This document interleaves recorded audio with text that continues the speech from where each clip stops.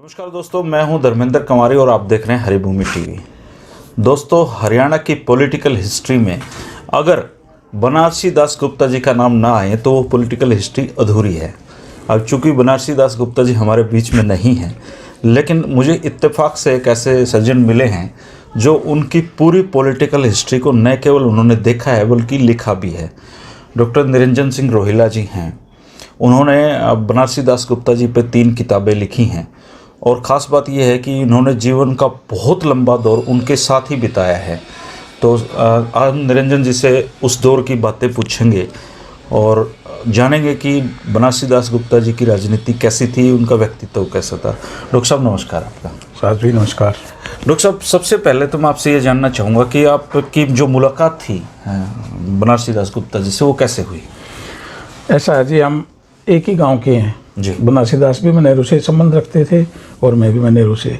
इससे पहले की बात यह है कि हमारे दोनों परिवारों के संबंध बहुत प्राचीन काल से हैं। अच्छा। गुप्ता जी के जो पिताजी थे और हमारे जो दादाजी थे उनके संबंध आना जाना तभी से है जी। दूसरी बात, उनके बड़े भाई राधा किशन जी, उनके साथ मेरे पिताजी की बड़ी अच्छी मित्रता रही है जी। चाहे उन्होंने चुनाव लड़े हों, चाहे गांव की सियासत की हो, चाहे कोई दूसरी बातें की हो, मेरे पिताजी के ने उनका कंधे से कंधा लगाकर साथ दिया। अच्छा, मतलब व्यक्तिगत पारिवारिक सारे संबंध थे आपके उनके साथ। अब क्या हुआ, एक बार राधा किशन जी जो गुप्ता जी के बड़े भाई थे, सरपंच का चुनाव लड़ा जी।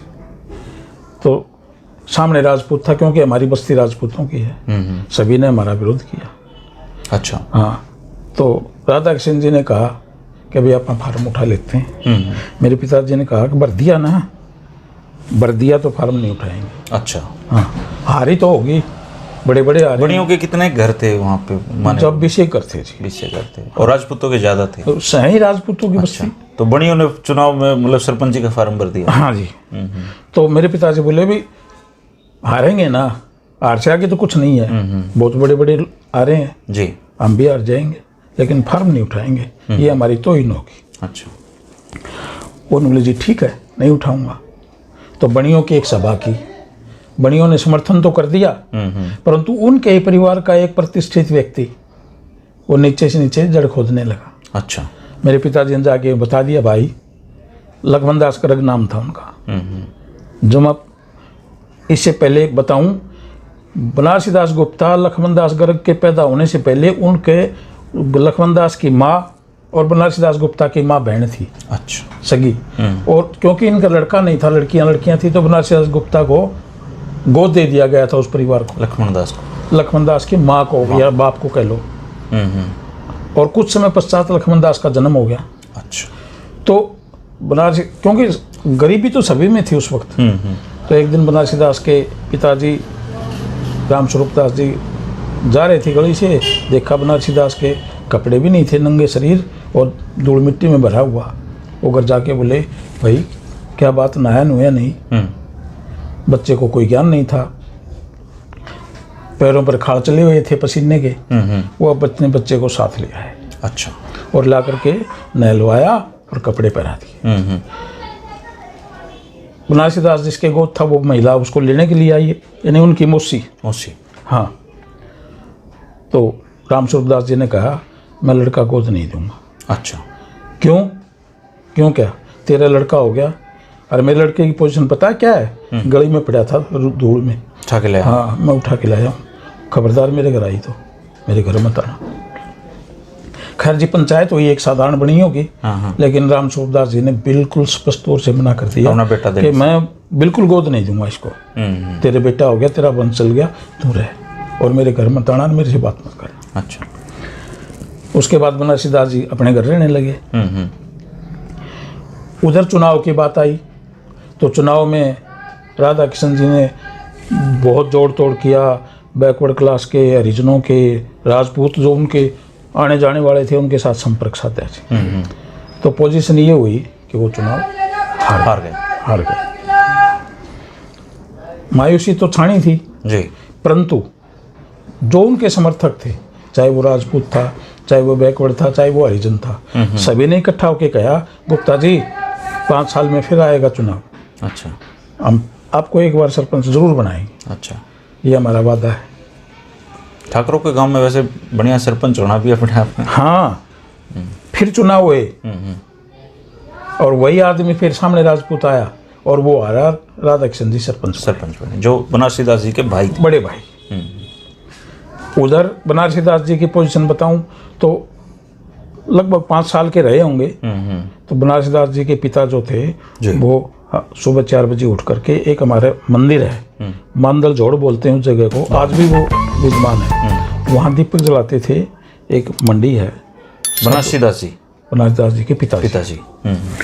तो धीरे धीरे वो सब रोज देखते थे पिताजी कहाँ जाते हैं। वो भी जाने लगे, वो भी उस जोड़ तालाब में नहाने लगे।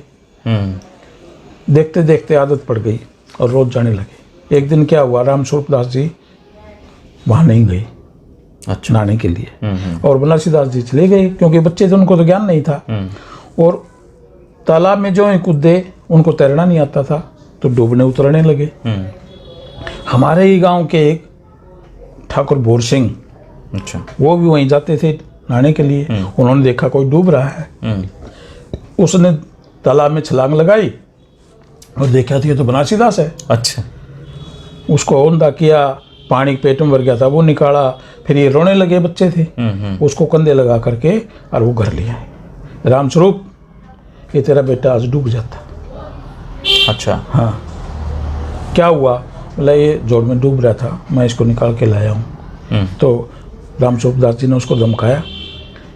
ये बचपन में छोटी छोटी धोतियाँ आती थी, वो धोती बांधे हुए थे, वो पैरों में लिपट गई, वो पैर नहीं चला। हाँ, मैं तैर नहीं सका जी। तो बोला या तो धोती छोड़ दे खद्दी की, या जोड़ पे नहाना छोड़ दे।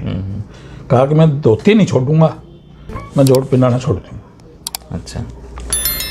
तो जी वही हुआ, जाते लेकिन जोड़ पे नहीं नहाते, कुएं पे नहाना शुरू कर दिया। अच्छा। और हर रोज एक जो मस्जिद, वो जो समाज थी, उस पर धोख लगा के आते। रामस्वरूप दास जी ने कहा भाई अब तू बड़ा हो गया तो पढ़ाई शुरू कर। अच्छा। तो गांव में प्री प्राइमरी स्कूल होते थे पहले, 1 से 3 क्लास के, और फिर 4 से 5 क्लास के। मानेरू में भी एक स्कूल था 3 क्लास का, और जो मानेरू के गांव के प्रेस में लगता था, अच्छा, वहाँ बनारसी दास जी को भेज दिया। तो एक पंडित होते थे, उनका नाम था शायद चंदूलाल था जी। वो उस प्रेस में उनके साथ बैठने लगे। तो पंडित जी क्या करते थे, बोरी, फर्श नहीं होते थे, हाँ जी, बोरी होती थी, बोरी बिछा देते, एक तरफ जनरल उम्मीदवार के बच्चे, एक तरफ हरिजन। अच्छा। तो हरिजनों के बच्चे थोड़े थे, गांव के बाकी बच्चे ज़्यादा थे। तो बनारसी दास हरिजन बच्चों के साथ बैठते। क्यों? समानता लाने के लिए भी इनमें क्या कमी है। मतलब उस समय उनके विचार ये थे, दिमाग में थे। हाँ। तो जो पंडित जी ने कहा भाई बनारसी तू यहाँ बैठा कर, तो भाई बढ़िया का लड़का है। हाँ, और ये मटका है, इसमें पानी पिया कर। मतलब मैं तो एक शुद्धन सिंह होते थे हरिजन, वो भी पढ़ते थे, वो बनारसी के मित्र भी थे, वो उसके साथ रहते। तो ये कुछ समय बाद चली, फिर गांव की एक पंचायत होगी, भाई हरिजनों को पढ़ने का कोई अधिकार नहीं है, पर इसमें हरिजन बच्चे नहीं आएंगे। अच्छा। तो जी पंडित जी भी उनका ही समर्थक थे। ये कौन से दौर की बात है, कौन साल होंगे? ये है आज़ादी से पहले की बात है। तो जी स्कूल में साधारण बच्चे जाने लगे, एक मटका रख दिया। एक हमारे गांव के ठाकुर राम सिंह हवलदार होते थे, मिलिट्री से रिटायर, उसकी आंख में एक गोली लग गई थी मिलिट्री के टाइम में, तो वो आगे थे। अच्छा। वो बड़े सूझबूझ वाले व्यक्ति थे जी उस समय में। उन्होंने बनारसी दास को बुलाया, क्या बात है बेटा? कहा भी ऐसे ऐसे मैं पढ़ने जाता था, वहाँ हरिजनों के बच्चे अलग बैठाते हैं, होरों के अलग बैठाते हैं, और मेरा मित्र है सुदन, मैं उसके पास बैठता था, उनको टाल कर दी तो मैं भी नहीं जाता। बोला बेटा पढ़ना बहुत ज़रूरी है। उन्हीं का एक लड़का, पहले उसका नाम मकतूल था, फिर वीरेंद्र सिंह हो गया। अच्छा। वो भी बनारसी दास के आण का था, वो दोनों पढ़ते, भाई ये इसके साथ पढ़ा कर जी। समय चलता रहा, बनारसी दास भी कुछ बड़े हुए, कर्नल जो वीरेंद्र सिंह थे वो भी बड़े हुए, तो हवलदार राम सिंह उनको गाइड करते थे। अच्छा। तो उन्होंने उनको समझाया कि देखो एक दिन ऐसा आएगा, ये भी हमारे जैसे ही है, हरिजनों में भी वही खून है, और बच्चा जब पैदा होता है तो माँ के गर्भ से ये नहीं कहते भी ये हरिजन पैदा हुआ है, ये राजपूत पैदा हुआ है। अच्छा। सिर्फ यही कहते हैं कि लड़का या लड़की पैदा हुआ है। जाति तो हम लोग ने बनाई हमारे स्वार्थ के, मतलब समाजवादी विचार उनके बचपन से। हाँ, जाति तो हमने अपने लाभ के लिए बनाई है, अपने स्वार्थ के लिए बनाई है जी। बनारसी दास तुम डरो मत, आगे बढ़ो। तो बड़ा संबल मिला उनको हवलदार राम सिंह से। जी। कुछ बड़े हुए तो उसके पिताजी ने कहा तू धारडू जाया कर भाई पढ़ने के हमारा पड़ोसी गांव एक धारडू पंडित स्कूल तो होगा नहीं वहाँ पे। तो ना एक पंडित जी थे, वो मुंडी सिखाते थे। मुंडी भाषा होती है बणियों की, अच्छा। बही में जो लिखी जाती है उस पर ऊपर मात्रा नहीं होती। हाँ, वो मैंने भी देखे हैं। हाँ। सीधे सीधे शब्द। हाँ, उसको मुंडी बोलते हैं। अच्छा। तो जी क्योंकि बनारसी दास तो बच्चा था, वो धारडू जाने लगा मुंडी सीखने। मुंडी सीखने के लिए 2 या 3 मास गए होंगे। उनका वो बात समझ में नहीं आई। उन्हें अपने बापू से आके कह दिया, बापू मैं धारडू नहीं जाऊंगा। अच्छा। क्यों? मुझे ये बणियों वाली भाषा नहीं सीखनी, तो मैं तो इस स्कूल में पढ़ूंगा। ठीक है, स्कूल में नाम लिखा दिया जी। जी। तो फिर इसने हरिजन बच्चों की टोली तैयार कर ली। वो फिर आने लगे। फिर आने लगे तो पंडित जी ने फिर वही 2 लाइन बना दी। तो हवलदार राम सिंह ने उनको बताया कि तुम गली गली घूमो और नारा लगाओ और तुम्हारी एक समिति बना लो। अच्छा। बाल क्रांति शुरू हुई गाँव। हाँ, बाल हितकारिणी सभा बनाई थी। अच्छा। बनारसी दास गुप्ता ने राम सिंह हवलदार के निर्देशन में। और गांव के गली गली में उन्होंने एक दिन आंदोलन किया, फेरी लगाई। अच्छा। भाई सबको पढ़ने का अधिकार है। गांधी जी के प्रभाव वाला दौर था। और सब हाँ, जब भी गांधी जी का दौर चल रहा था तो जी गांव में इसकी बड़ी भर्त्सना भी हुई और बढ़ाई भी हुई, दोनों बातें हुई। फिर राम स्वरूपदास जो उनके पिताजी थे, उन्होंने कहा भाई पढ़ना है तो पढ़ ले, नहीं पढ़ना है तो अपने घर काम कर। उन्होंने कहा पढ़ूंगा, लेकिन इनके साथ पढ़ूंगा। अच्छा, दलितों के साथ। हाँ। तो जिस समय पाकर 3 क्लास तक पढ़ाई हो गई। शुद्ध ने भी 3 क्लास पास कर ली और बच्चे थे काफ़ी, 20-30 बच्चे पढ़ते थे सारे गांव के। खैर जिस समय पाकर के 5वीं तक का स्कूल हो गया। 2-3 किलोमीटर चल करके गांव की तलाना है एक, वहाँ 8 का स्कूल होता था, 5 का। 5वीं क्लास पास करने के लिए बनारसी दास गुप्ता को कितलाना प्राइमरी स्कूल में एडमिशन करा दिया उसके बाप ने। जी। तो वो पैदल जाते थे क्योंकि साधन ही नहीं थे। और वहाँ से 5वीं पास करने के बाद बनारसी दास गुप्ता ने अपने बेटे को जोजू मिडिल स्कूल होता था, अच्छा, वहाँ एडमिशन करा दिया। वो भी काफ़ी दूर पड़ता है वहाँ से। और जोजू तो बहुत दूर है, पहाड़ के बीच में। वहाँ रहना पड़ा होगा उनको। हाँ, हॉस्टल था, उसमें रहते थे, एक पंडित जी पढ़ाते थे वहाँ। अच्छा।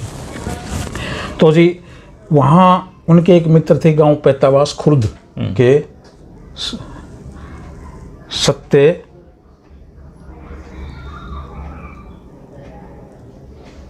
सत्यव्रत जी। जी। सत्यव्रत जी जो थे वो जाट जाति से बिलोंग करते थे, परंतु विचार उनके विक्रांतिकारी थे। तो दोनों की खूब बनती थी जी। अच्छा। तो बनारसी दास गुप्ता सुबह मानेरू से एक पीपी में घी छोटी सी डोली में और एक गठरी आटे की लेकर सिर पर रखकर 45 चले जाते। अच्छा। 45 सत्यव्रत की माँ उनको रोटी खिलाती, लस्सी पिलाती और दोनों साथ जोजू चले जाते पढ़ने के लिए। और सप्ताहांत में दोनों वापस साथ आ जाते। इसी तरीके से एक दिन क्या हुआ, सुबह 4 बजे जल्दी निकल गए बनारसी दास जी गांव से और वहाँ गए जो ये क्या नाम पैंतावास। तो पैंतावास जाने के बाद पता चला कि आज सत्यव्रत तो नहीं जाएगा। अच्छा। तो अकेले ही वो जोजू के लिए निकल पड़े पैदल। तो पहाड़ क्रॉस करना था, कच्चा एक रास्ता था, पहाड़ काट के बनाया हुआ था। तो पहले कहानियाँ बड़ी होती थी भूत प्रेतों की, तो भूत होते हैं। तो वहाँ सूं सूं सूं सूं की हवा गुजरती है तो आवाज़ भी आती है पहाड़ के। नहीं, आगे क्या था, महिलाएं थी वैसे तो, लेकिन बनारसी दास को लगा कि आज जो भूत है ना, वो कहते हैं लोग भूत होता है, वो आज है, आज तुझे खाएगा। तो बोला जी वो उन जमाने में 22 और 45 की बीड़ी होती थी, 545 नंबर और 22 नंबर। तो बनारसी दास गुप्ता 8वीं में होने के बाद बीड़ी पीने लगे थे 22 नंबर की। अच्छा। तो माचिस बीड़ी जेब में थी ना, तो उसने भय के लिए लोगों ने कह रखा था भी अग्नि के पास भूत नहीं आता, बीड़ी चास ले तो भूत। बीड़ी, हाँ, तो उन्होंने बीड़ी चास ली जी। और बह के हमारे कदम जल्दी जल्दी आगे बढ़ने लगे। आगे बढ़ने लगे तो वो सांसों की ध्वनि और तेज हो गई। जी। बह के हमारे पैर आगे नहीं जा रहे थे, लेकिन मन बढ़ता जा रहा था। जी। बहुत नज़दीक जाके देखा तो महिलाएं जा रही हैं और उनके छड़े पहाड़ी के दोनों तरफ घिस रहे हैं और उनकी सूसू की ध्वनि आ रही। उनके पास जाके पूछा तुम कौन हो? उन्हें बताया भी हम तो जोजू की दानकी हैं, दानक जाति से संबंध रखते हैं। तो इतने जल्दी तुमने ये छड़ी क्यों काट ली? बोला दिन में हमें कोई काटने नहीं देता। अच्छा, सुबह सुबह काट? सुबह सुबह हम काट ले। बोला मैं तो डर गया था। क्यों? मैंने तो भूत नहीं सोचा था हमको तो हमारे को। खैर जी ऐसे तैसे करके वो हॉस्टल में पहुंच गए और जाके अपने अध्यापक को ये बात बताई, भाई आज मैंने भूत देखे। अध्यापक ने बड़ी प्रशंसा की। फिर सत्यव्रत जी आ गए पैतावास से कुछ दिन के बाद। दोनों मित्रों ने वहाँ से 8वीं पास की थी।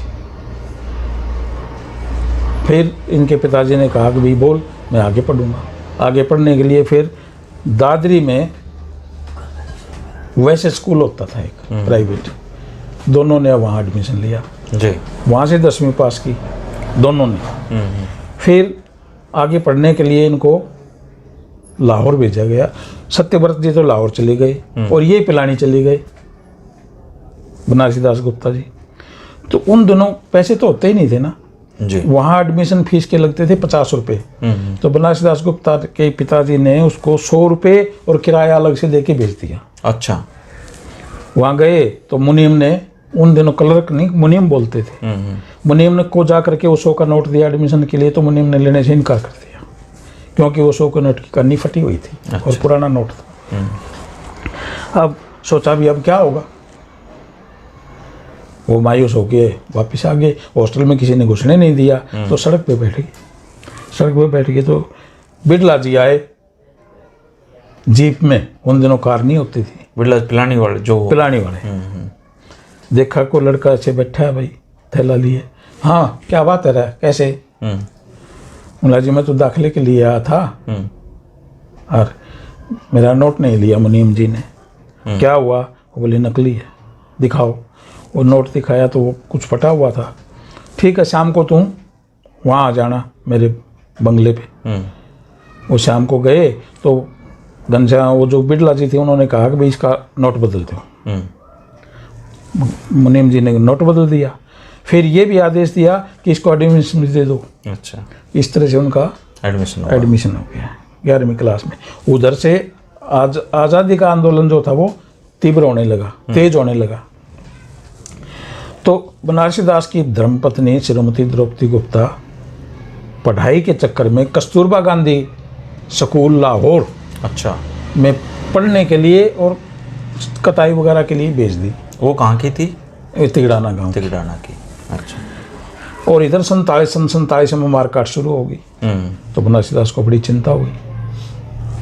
बनारसी दास शादी हो चुकी थी उनकी? शादी हो चुकी थी। वो स्कूल भेज रखी थी? वो कस्तूरबा गांधी स्कूल लाहौर में कताई बुनाई और शिक्षा के लिए भेजी हुई। हाँ और खाना वहाँ पर हॉस्टल की तरफ से होता था जी। अब गाड़ियाँ भर भर के इधर उधर लाशों की आने लगी तो बनारसी दास को बड़ी चिंता हुई। उसके पिताजी, क्योंकि साधन नहीं थे, केवल रेल चलती थी, माने तो रेल भी चलती थी। हाँ तो उसके पिताजी सुबह आए, भाई बनारसी बहू कहाँ है? भाई बहू तो लाहौर है। मुझे नहीं चाहिए, मुझे बहू चाहिए, नहीं तो मुझे मुंह मत दिखाना। अगले दिन बनारसी दास गुप्ता सुबह वाली गाड़ी में चढ़ के और चल पड़े मारकाट में। हाँ बठिंडा चली गई जी। बठिंडा पहुंचने के बाद इन्होंने सोचा कि भाई लाहौर कैसे जाया जाए। तो कोई ट्रक जा रहा था लाहौर। अच्छा। हाँ उस ट्रक में पीछे लटक लिए बगैर बताए। अंदर गए तो क्लीनर था उसमें। उन्होंने कहा कौन हो, कहाँ जाना है? लाहौर जाना है। मुझे तो लाहौर जाना है, मेरी पत्नी ऐसे ऐसे फंसी हुई। जाति क्या है? जाति तो बढ़िया हूँ, किसी को बताना मत। अच्छा। हम तेरे को लाहौर छोड़ देंगे। इस तरह से वो लाहौर पहुंचे। लाहौर जाकर के देखा तो आग लगी हुई थी चारों तरफ। गलियों में हिंदुओं को मारा जा रहा था बुरी तरह से। और ये वहाँ फंस गए जाकर, मरने पहुंचे। हाँ तो शाम होने के इन्होंने इंतजार की। अच्छा। बाहर बैठे रहे और जब अंधेरा होने लगा तो गलियों में इधर से उधर से घूम फिर के बच बचा के ये उस हॉस्टल में पहुंच गए जहाँ द्रौपदी गुप्ता थी। अच्छा। उसको लेकर के रात को ही निकल पड़े, भाई सुबह हो गई तो हमें मार देंगे लोग। और जैसे तैसे करके वो लाहौर स्टेशन पे पहुंच गए, और लाहौर स्टेशन के भी अपोजिट में जो जंगल पड़ा था उसे एक पेड़ के नीचे दोनों बैठ गए छिप के, भाई यहाँ कोई देखेगा नहीं। अच्छा। और गाड़ी पहले कोयले की होती थी, छोटी लाइन होती थी। जो ही गाड़ी आई वो बारी बारी से गाड़ी में चल गए, और सीट के नीचे ऊपर तो मार देते, एक तरफ बनारसी दास गुप्ता, एक तरफ द्रौपदी गुप्ता, और गाड़ी चल पड़ी। और जो ही गाड़ी बठिंडा पहुंची दोनों सीट पे बैठ गए। गजब है, ये तो गदर फिल्म से भी गदर करेंगे दोनों। फिर जी ये भिवानी पहुंचे और अपने बाप को बताया, मैं द्रौपदी को ले आया। अच्छा। फिर जी क्योंकि इनके क्रम क्षेत्र पहले दादरी होता था, तो दादरी में जोजू, बाडड़ा और आसपास के सभी गांव। आज़ादी के दीवाने एक इनके मित्र होते थे, मेहताब सिंह जाति से दानक थे वो। अच्छा। और एक चौधरी बाडला के थे, और एक चिनारिया बस सर्विस के मालिक होते थे। इन सभी ने मिलकर के एक टोली बनाई जी। और ये आज़ादी के दीवाने गांव गांव जा कर के ढोलकी पर बाजा बजा करके गीत गाने लगे। और बाडला में एक सभा के लिए गए तो बाडला के नंबरदार ने कह दिया कि भाई देखो बनारसी, मैं तारे रामजस तो होने नहीं दूंगा। ये जो आज़ादी के गीत गाते थे इसको रामजस बोलते थे। हरजस तो मैं होने नहीं दूंगा, बाकी रोटी खाओ, खिचड़ी खाओ, खाट ले लो, सो दूध ले लो, हरजस नहीं होने दूंगा मैं। बनारसी दास ने जवाब दिया, भाई नंबरदार, हम तो हरजस तो जरूर करेंगे, तेरी रोटी खाट रख। तो ये जिसके नाम से गुरुकुल बना हुआ है उनका नाम है, बड़े अच्छे मित्र थे बनारसी दास के। अच्छा। पचगावा में, हाँ, जिसके विजय पंचगावा, जिसके विजय पचगावा का ही है, लेकिन इसके परिवार में थे वो। अच्छा। उनके नाम से गुरुकुल बना हुआ, उनकी जमीन में सारे में गुरुकुल है। वो भी इनकी टोली में होते थे। अच्छा। तो जी ये गीत गाने लगे, बोले क्या बात है भाई, यहाँ एक थानेदार ऐसा आया हुआ है, बाडला चौकी होती थी, बाडला ऐसा आया हुआ है थानेदार, नंबरदारों को पीटता है, और कोई आज़ादी के गीत गाता है तो उसको भी पीटता है, खाने योग्य नहीं छोड़ता, खड़ा होने योग्य नहीं छोड़ता, इसलिए भाई हमें डर लगता है। तो ये गीत गाने लगे तो लोग इकट्ठे हो गए, औरतें भी इकट्ठी हो गई। और वो जो थानेदार था वो सफ़ेद चद्दर ओढ़ के मुद्दे पे बैठा हुआ था सभा में। बनारसी दास को बताया गया कि ये है वो थानेदार जो चद्दर ओढ़े मुद्दे पर बैठा है। तो उसने कहा भी एक बार माइक नहीं होते थे वैसे ही कहते वैसे आवाज़ से, भाई मुझे बोलने दो। बोला देखो भाई लोगों, सभा का एक नियम होता है, वक्ता हमेशा बोलता है, श्रोता सुनता है, और सभी नीचे बैठते हैं। ये बदतमीज मुझे तो नज़र नहीं आता, कौन है, गांव का तो लगता नहीं है, कौन है ये बदतमीज, इसको कहो ये नीचे बैठे, नहीं इसको गिरा दो मुड्डे से। मतलब बौन बुद्धि तो थे ही वो। हाँ, और डेयरिंग भी थे। तो बनारसी दास गुप्ता की आवाज़ सुन करके थानेदार जी घबरा गए और उठ करके चले गए। अच्छा। और सुबह 4 बजे तक इन्होंने वो आज़ादी के गीत गाए जिसको हरजस बोलते थे। उसके पश्चात जी सुबह ये जब टिब्बे होते थे, पानी होता नहीं था, तालाब उस इलाके में होते नहीं थे, घास भी नहीं होती थी, तो बाल्टी में पानी लेकर के ये सुबह जंगल शौच के लिए जाते। जो ये एक टिब्बे पर चढ़े, बाल्टी रख दी और ये इधर उधर अपने शौच के लिए बिखर गए। सभी साथियों ने शौच के पश्चात वो बाल्टी उठाई तो वो थानेदार साहब बाल्टी दूर बैठा। हाँ बनारसी दास तुम कै दिन करोगे ये हरजिस? बनारसी दास ने कहा भाई जब तक करेंगे जब तक तेरी लाश नहीं हो जाएगी। अच्छा।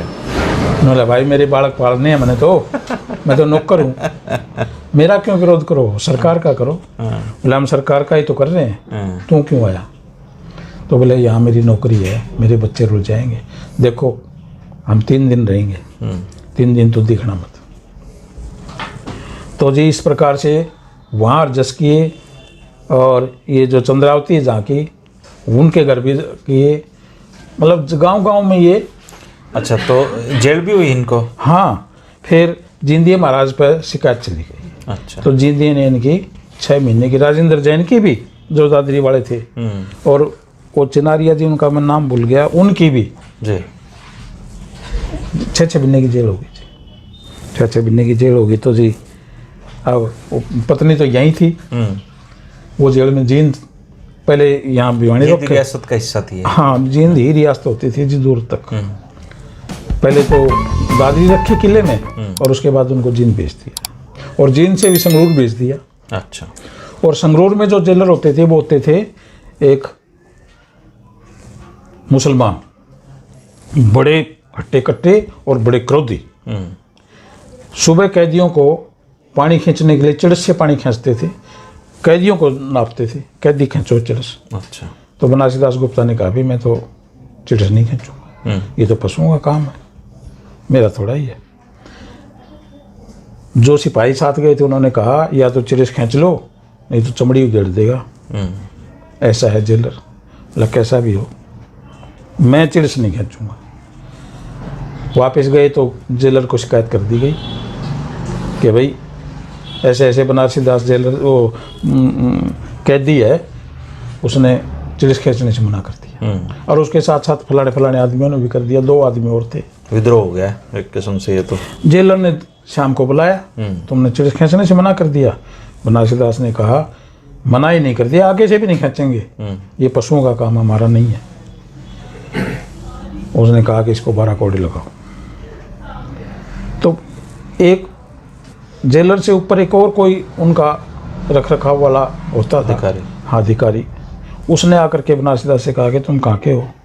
बोला जी मैं तो दादरी का हूँ। दादरी नहीं, गाँव बताओ। उसने पहले दादरी किले में नौकरी की हुई थी। अच्छा। बोला जी मेरा गाँव है माणंडू। तुम रामस्वरूप के बेटे हो? बोला हाँ जी। बोला तुम्हारी शक्ल मिलती है। बोला जी वही। बोला तो ये क्या कर दिया? 12 कौड़ी में तो तेरी जान चली जाएगी। बोला जी जान चली जाएगी तो चली जाएगी, मैं चिड़स नहीं खींचूँ। बोला देखो मैं तुम्हारा ताऊ, अच्छा। रामस्वरूप दास मेरा मित्र है, मैं तुम्हें कोड़े नहीं लगने दूंगा, लेकिन तुम्हें एक बार लेटना पड़ेगा। ओ तरनाली का हो तो ये और मैं डॉक्टर को बुलाऊंगा। कांद का मारा ले। हाँ, मैं डॉक्टर को बुलाऊंगा, डॉक्टर मेरा होगा, वो लिख के दे देगा और मैं तुझे नहीं पिटने दूंगा। वही हुआ, ये लेट गई, मेरे से उठा नहीं जाता। डॉक्टर बुलाया गया, डॉक्टर ने लिख के दे दिया ये काबिल नहीं है चिड़स खींचने के, और इसको अगर 12 कौड़े लगे तो इसकी जान चली जाएगी। तो 12 कौड़े की जेल बच गए और चिड़स खींचने से भी बच गए। फिर उसके बाद इन्होंने जेलर से आग्रह किया कि हम प्रिजनर हैं पॉलिटिकल, हमें पढ़ने के लिए पत्रिकाएं और अखबार थी, तो इनको एक अखबार देने लगे। अच्छा। धीरे धीरे इनका जेल का समय समाप्त हो गया। अच्छा। और ये वापस आ गए तो क्योंकि दादरी इनका क्षेत्र था, ये अपने फिर साथियों के साथ वही काम करने लगे। वो जो सत्यव्रत जी थे पैंताबास वाले, वो वकालत करके आगे लाहौर से। अच्छा। उन्होंने भी इनका काफ़ी समर्थन किया। रामकिशन गुप्ता जी होते थे, वो भी क्रांतिकारी, बाद में सांसद बने, वो भी लीडर होते थे। अच्छा। और उनमें बड़ी क्वालिटी थी, वो पढ़े लिखे थे। बनारसी दास गुप्ता तो केवल 10 क्लास पास थे। उसके बाद प्रभाकर वगैरह में इन्होंने प्रयास किया, टीचर भी रहे। उनके नाम पे तो कॉलेज वॉलेज भी खुले हैं ना रामकिशन गुप्ता। हाँ, उनके जी काफ़ी नाम है दादरी। उन्होंने सहयोग सक्रिय नहीं किया। फिर समय रहते रहते लोगों में जागरूकता आई तो दादरी जो किला है पुराना, उसमें सभी अधिकारी रहते थे। अच्छा। और उन अधिकारियों का घेराव करने की योजना बनाई। मेहताब सिंह होते थे बाडला के नंबरदार। अच्छा। चौधरी मेहताब सिंह ने कहा कि बनारसी अगर आप इनको रोक लेंगे ना तो ये आगे बोल नहीं सकेंगे और लोगों को बड़ी सुविधा हो जाएगी। तो सभी ने मिल करके, देश तो आज़ाद हो लिया था ना? नहीं, आज़ादी से पहले की बात है। तो जी ये 46 की बातें हैं। सभी ने मिल करके गांव फैसला कर लिया भैया सभी आएंगे। और इन 5-7 लोगों ने, राजेंद्र जैन है, मेहताब सिंह है, चिनारिया जी थे, इन्होंने मिल करके किले का घेराव कर दिया जी। अच्छा।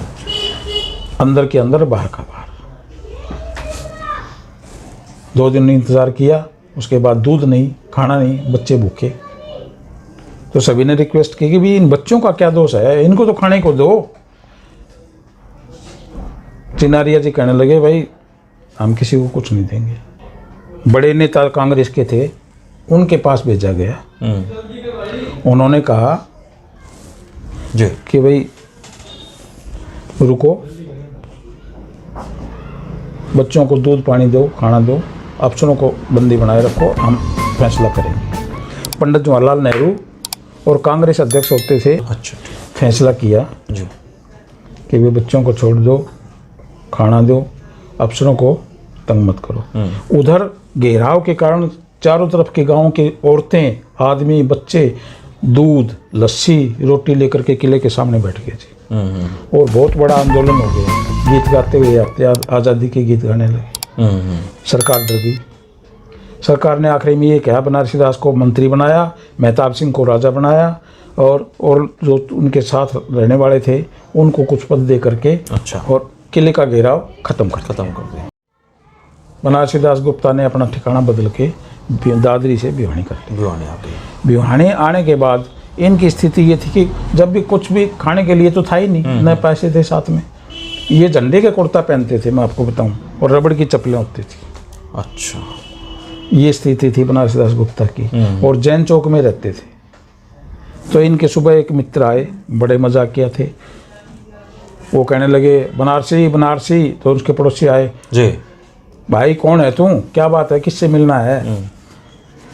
बोला भाई मन तो बनारसी से मिलना है। तो बनारसी दास को गुप्ता जी कहते थे सब। अच्छा तो जिसके मकान में रहता था गुप्ता जी के नाम से जानता था। बोला भाई यहाँ तो गुप्ता जी तो रहते हैं, बनारसी का मैंने पता नहीं। बोला गुप्त नहीं भाई, गुप्त नहीं, वो तो श्याम ही रहे। अच्छा हाँ, ऐसे मजाक सजाक होते रहे। ऊपर से बनारसी दास ने देखा कि ये तो भाई धर्म सरकार है। उनको ले आए।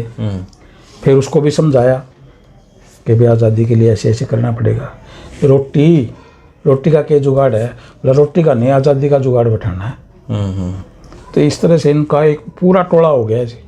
ये लोग दिन में गांव गांव जाते, आज़ादी के गीत गाते। आज़ादी मिल गई? मिल ही नहीं थी जी।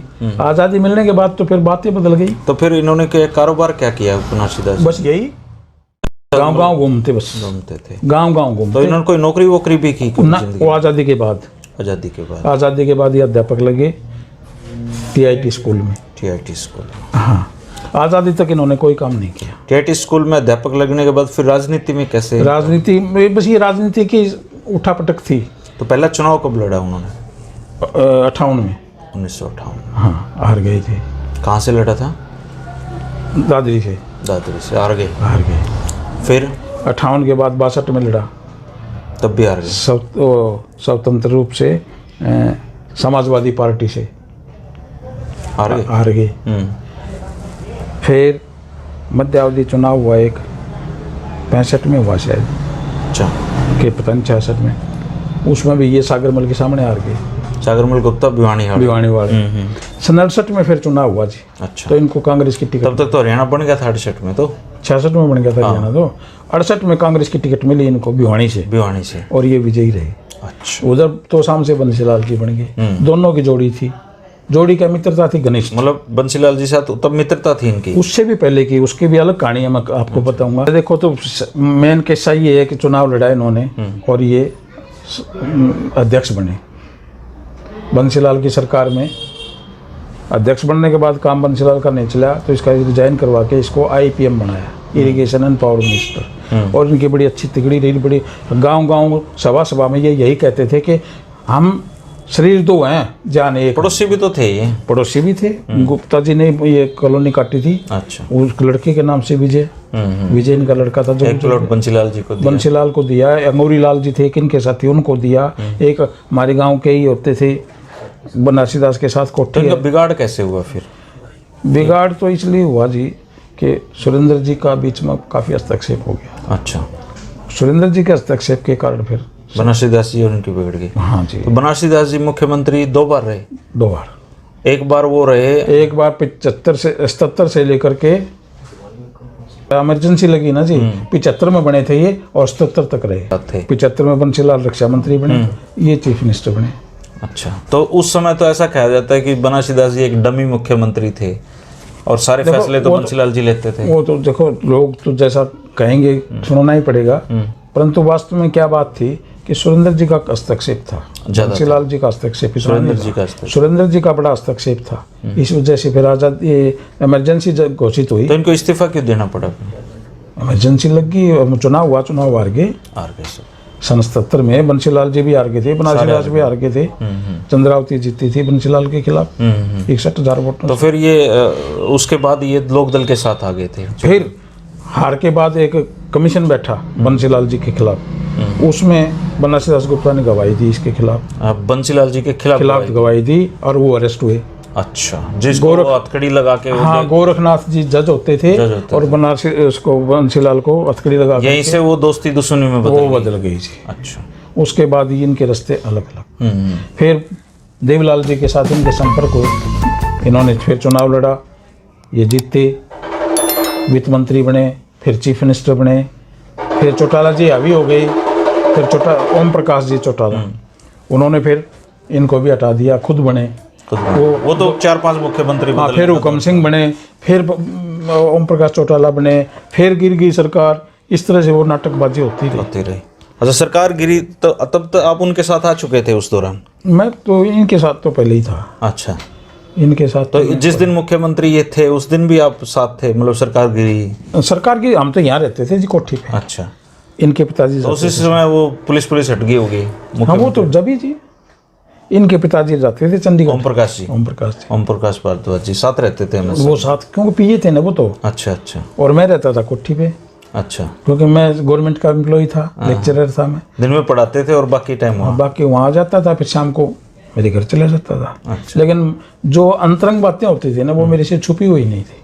अच्छा, नहीं, इनके पिताजी छुपाते थे। वो चौबे बंसीलाल के बारे में क्या कहते थे? वो उनकी बुराई नहीं करते थे जी। अच्छा, कभी नहीं की? ना, हमें एक दो प्रकरण छेड़ते ना तो कहते हैं तुम्हारे काम की बात नहीं है। अच्छा। हाँ, छोड़ो इस बात को, जो बीत गई सो रात गई। अच्छा, छोड़ो उस बात को। उन्होंने कभी बंसीलाल की बुराई उनके ऊपर एक बार हमला भी हुआ था ना? हाँ, वो अनाज मंडी में क्या था वो? गोली चली थी, एक उनके पाँव में गोली लगी थी ना? छाती में लगी थी जी। छाती में लगी थी? वो किसने चलवाई थी? बस ये तो नहीं कह सकते, लेकिन लोग बागों ने तो ये कहा था भाई ओम प्रकाश चौटाला की देन है ये। वो तब मुख्यमंत्री ओम प्रकाश चौटाला जी थे, से थे। परंतु बनियों का सम्मेलन था अनाज मंडी क्या में। उन्होंने मुख्यमंत्री हटने से इनकार कर दिया था क्या? एक नहीं। और क्या था कि राजनीतिक बातें खुल के बाहर तो आती नहीं है, परंतु ओम प्रकाश चौटाला बाहर तो कहते थे इनको पिताजी हाथ लगाते थे पैरों को, अच्छा। और अंदर से इनको काटना।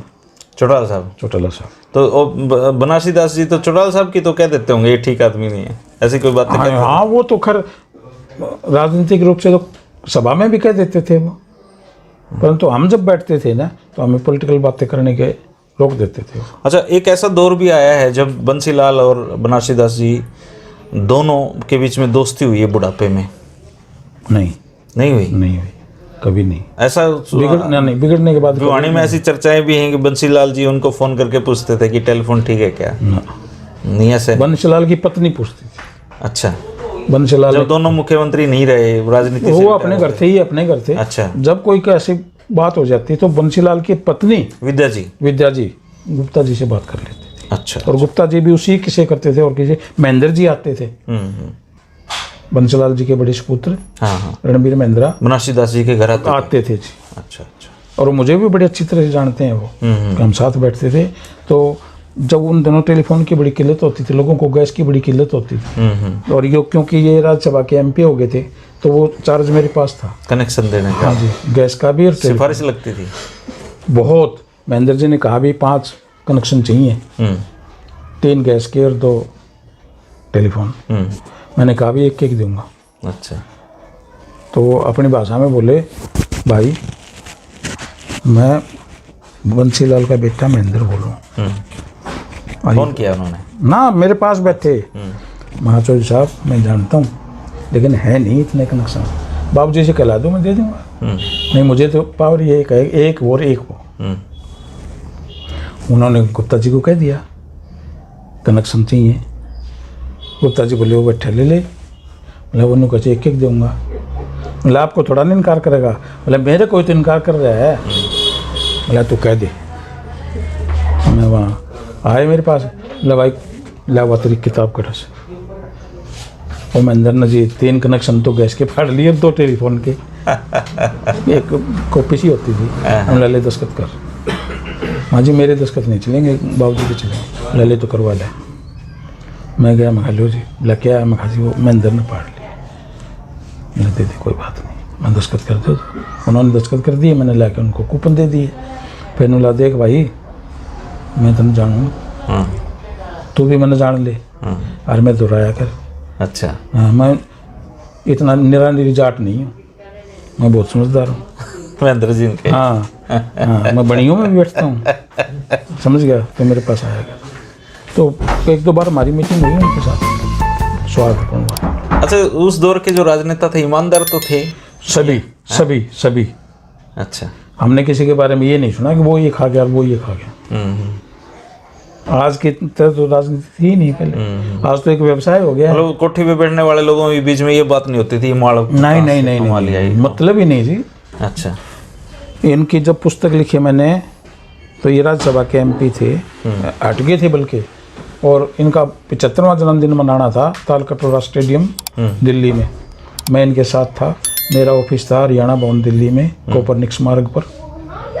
दिल्ली लगभग मेरे पास ही आते थे, और भी दूसरे सेठ से वो आते थे अपने काम। अच्छा। वहाँ भी अगर कोई बात इधर उधर की आती तो मुझे रोक देते थे। ऐसा नहीं, पैसे पूसे देने वाले लोग सूटकेस आए कल्चर थे। अच्छा। लेकिन हमने मना कर दिया और वापस कर दिया। एक बार क्या हुआ ये बताने की तो नहीं है, आउट ऑफ कोर्स है बात। दोस्तों ये थे बनारसी दास गुप्ता जी के दौर की बातें। आज डॉक्टर साहब को कहीं जाना है, फिर हम जो इसका अगला हिस्सा है वो फिर किसी दिन लेके आएंगे, और बनारसी दास जी के दौर की काफ़ी बातें हम करेंगे। डॉक्टर साहब आपने जो समय निकाला उसके लिए बहुत शुक्रिया। ओके साहब, थैंक यू।